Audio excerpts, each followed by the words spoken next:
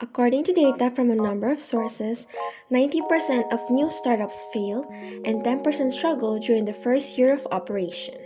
Only one out of every three businesses survive up to 10 years, with over 70% of losses occurring between the second and fifth years. Misinterpreting market demand is a primary cause of startup failure. The absence of research comes in second. Knowing the target audience will be crucial to be able to provide quality goods and services. And this gets us to the video's main topic. Usability testing involves evaluating the functionality of a website, application, system, or platform with the sample who represent a target audience. This allows to learn things about the user behavior, needs, and expectations upfront. In the world of software and application development, there's often some confusion when it comes to usability testing versus user testing. User testing is need-based. Does the user need to use my app? The purpose of user testing is to test the usefulness of the app concept, if anyone will actually use it.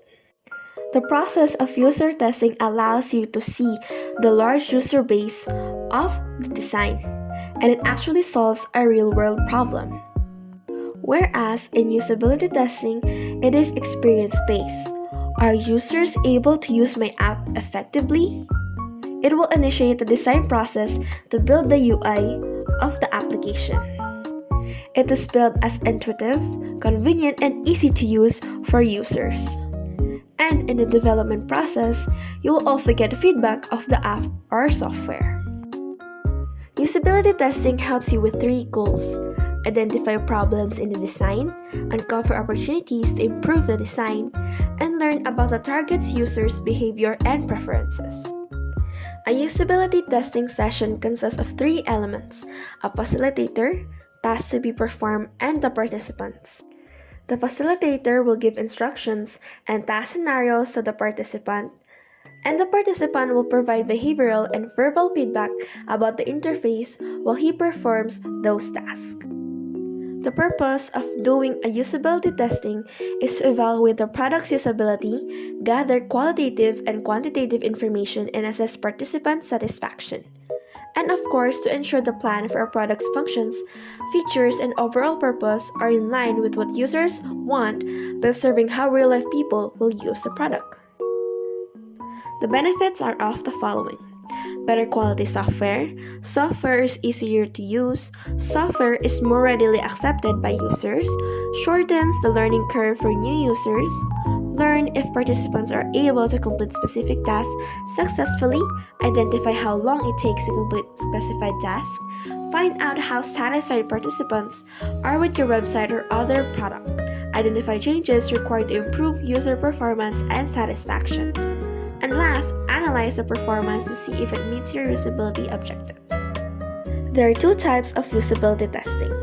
Qualitative will help you collect insights, findings, and anecdotes that will be best in discovering problems in the user experience, while quantitative will help you collect metrics that will be best in gathering benchmarks, or the standards. There will also be methods used to conduct usability testing. In-person will be formal and live, that will require empathetic moderator to testers. Number 2 is remote, wherein users are in their own environment that will reveal more accurate field insights. And last, guerrilla is a testing of the design to passerby or colleagues, but will also have the risk of inaccurate data. Usability testing is an iterative process, so before you do it, first of all, plan, define what you want to test, and decide how to conduct your test. 2. Set user tasks. Prioritize the most important tasks to meet the objectives, and clearly define tasks with realistic goals by creating scenarios where users can try to use the design naturally. 3 is recruit testers. You can go to social media or use any platform to reach out to find participants. And 4, facilitate and moderate testing. You can ask users to think aloud and tell them how they feel as they go throughout the checks. Test. There are also guidelines that are needed. 1. Assesses user behavior. Use a qualitative and quantitative metrics. And 2. Create a test report. Review and analyze with your team. On tips for moderating usability testing, let users struggle, don't over-moderate. Use pauses and silence if needed, but do not leave too much silence. Use a monotone tonality with the users and ask reverse questions. Remember, your participants are essential to the process, so let them navigate and learn to observe. There are advantages when doing usability testing. Discern customers' needs and concerns, meet the user's expectations, improve the user's experience, discover hidden issues, and ensure the app's functionality matches the requirements. There are also drawbacks, which makes the disadvantages. Because it is not 100% representative, by selecting the target group can also be tricky. Plus, it can also be expensive. Remember the CARMEL acronym. Consistency.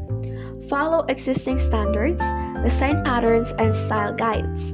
Accessibility. Make content universally accessible to users of varying abilities. Recovery. Design for error prevention and recovery. Memory. Support the limitations of human memory and cognition. Efficiency. Maximize task and information findability. Language. Tailor terminology to the user's expertise and reading level. And that's it for usability testing. Thank you for watching.